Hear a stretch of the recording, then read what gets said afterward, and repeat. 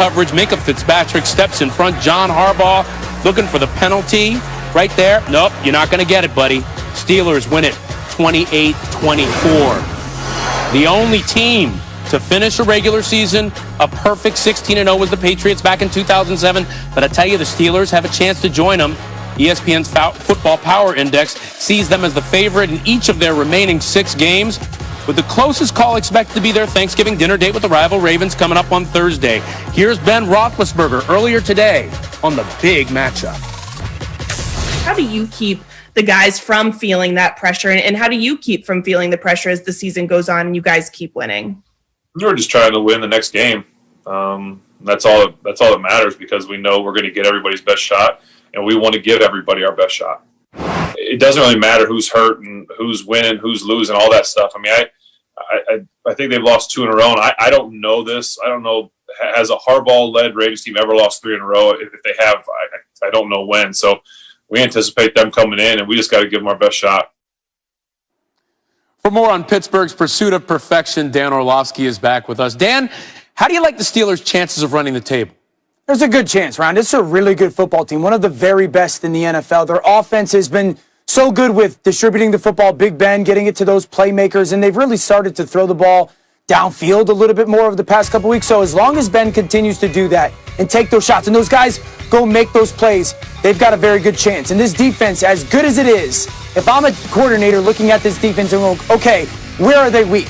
When they want to play with their big people on the field, play in their base defense, we can get after them throwing the football. So that's a flaw. And if they want to put smaller people on the field and get into a nickel defense, well, they can get the ball rain on them. And I'm looking at 2 games, Buffalo and Indianapolis. The way they build their offenses, the way they think about football and scheme about football, that's exactly what those 2 teams are going to do. They're going to force them to play in base defense, and they'll try to throw the ball on those linebackers, or they'll force them to play in nickel defense with an extra small defender, an extra defensive back on the field, and try to run the football at them. And so I think there's a great chance, but those are the 2 games that I look at and say, if they don't do it, it'll be because of them. Yeah, their schedule is not exactly easy going forward. By the way, let's not forget, those 16-0 Patriots in 2007, they ended up losing in the Super Bowl to the Giants. Not saying anything about the Steelers, just saying. Just jinxed them.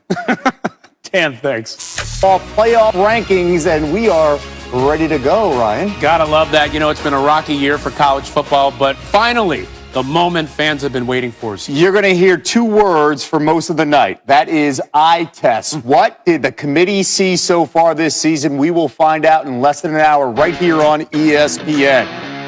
As the college football playoff rankings will be revealed exclusively here on ESPN. We begin with the top 4. Might not be a lot of drama, but where will Clemson land? How much does the loss of Notre Dame without Trevor Lawrence affect them?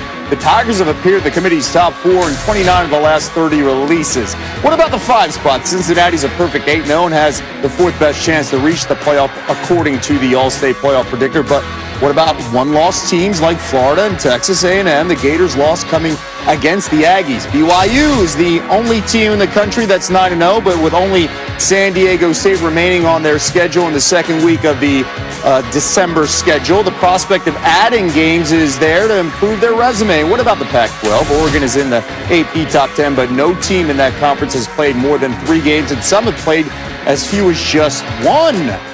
College Football Insider Heather Dinich joining us. You know all about this committee and how they move forward here. What we want opinions here when it comes to the playoff. That's why we're not dealing with the BCS. How will the committee evaluate these uneven resumes tonight? Well, fair or not, Kevin, the more games a team has played to this point, the more opportunity they have had to impress the selection committee. If there's a 7-1 team sitting there and those 7 wins have been more impressive despite the loss, that will factor into the rankings. Now, if there's a team sitting there that's 3-0 and they got off to a very good start, those 3 wins could be enough in the eye test, as you mentioned, to give them a bit of a boost. So there's no really fair way to distinguish between 7-1 and 3-0, but they're going to do their best. We'll see what they came up with. All right, now things could get really interesting after the top 4. What questions will the committee answer tonight with that next group of teams here? Well, I think one of the biggest questions that we will get answered is how highly do they regard Cincinnati? The Bearcats, at least on paper, can make a stronger case than both Texas A&M and Florida for that number 5 spot. They're number 4 in strength of record. They're number 7 in defensive efficiency. When you look at Texas A&M, if they get the head-to-head with the selection committee over Florida because they beat Florida, A&M's only win against a team with a winning record is against Florida. Florida's only win against a team 500 or better is against Georgia. Then you look at what Cincinnati has accomplished, and they could make the case. Will the committee reward them for it? And, of course, Florida can play this out if they get to the SEC championship game and beat Alabama. So all those answers could be right there in front of us in middle to late December. Heather Dinich with the very latest on the release of the college football playoff rankings, which will be revealed right here on ESPN after SportsCenter. And we are just getting started. More to come. The first college football playoff rankings revealed with Kirk Herbstreit answering tonight's key questions, including what's at stake for the Pac-12. Developing story on SportsCenter. The Baltimore Ravens canceled practice Tuesday and conducted all meetings virtually after learning of more positive COVID-19 tests this morning. This afternoon, the team placed linebacker Pernell McPhee on reserve COVID-19, that list, and then the Ravens are scheduled to play the Steelers on Thanksgiving night. Adam Schefter joins us now. Adam, right now, this game is still a go for Thanksgiving night, but what are the chances that it could end up being postponed? Well, Ryan, right now, obviously the game is teetering a little bit because if there are more positive tests out of Baltimore, I'm told that there would be the chance that this game could be postponed. Right now, the league says the game is in place, not going to change. Steelers, Ravens, Thanksgiving night. But let's keep in mind here, over this week, the Ravens have had 5 players test positive. They've had 4 staffers test positive.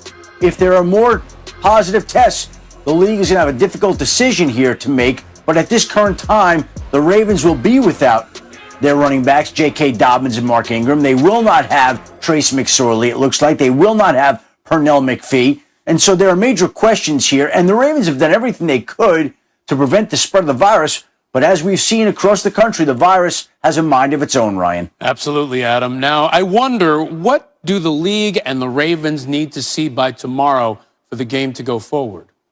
If there are no more positive tests, the game will go forward. The league has shown that it is determined to play these games. It's why it established a 16-man practice squad so that each team has flexibility. And we've seen the league do a great job of plowing through the schedule this year. It's determined to do the same thing, especially in a primetime slot on Thanksgiving night. No tests, game's on. More tests, we start to wonder. Okay, very difficult situation there. Adam Schefter with the latest on the Ravens' positive tests. Staying in the NFL, Ryan, the Cowboys canceled practice today, and it wasn't COVID-related. Cowboys strength coach Marcus Paul experienced a medical emergency at the team's facility. 54-year-old Paul was immediately treated by Cowboys medical personnel before being transported to a local hospital. According to his family, Paul was undergoing further medical tests. Some background on the 54-year-old Paul. He's in his 21st season as an NFL strength and conditioning coach. He's been a part of 5 Super Bowl championship teams, 3 with the Patriots, 2 with the Giants. Before that, he was an All-American safety at Syracuse, where he still holds the school record for career INTs. And he was taken in the 4th round by the Bears in the 1989 NFL Draft. Still to come on. Turkey outfit's the best. Gotta love it. Last night, the Rams defense came up big late in a key road win against the Bucs. Tom Brady and his squad, they continue to struggle in prime time on Monday Night Football. The deep ball just not working. Brady 1 for 9, 2 picks on passes thrown at least 15 yards downfield. That's the most incompletions on such passes since 2017 in a Week 1 loss to the Chiefs. The future Hall of Famer also struggled against pressure. He went just 2 for 8 and only 17 yards went under duress last night against the Rams. His completion percentage under pressure this year is just 33%, which is 3rd worst in the league. Bruce Arians today facing an interesting question. Listen to this. Is it possible that the greatest quarterback of all time, because of what he's dealing with, could have a confidence problem that, I know you let Ben call his own plays. Would you consider that? I mean, just what do you think's going on with Tom? Yeah, we have Tom calling a lot of his own. We're picking his own on the sidelines, from the game plan. So I don't think it's a confidence problem whatsoever. It's just still some it's not lack of trust. It's just lack of continuity within the offense of the whole picture. We've had the guys open. We just missed them. And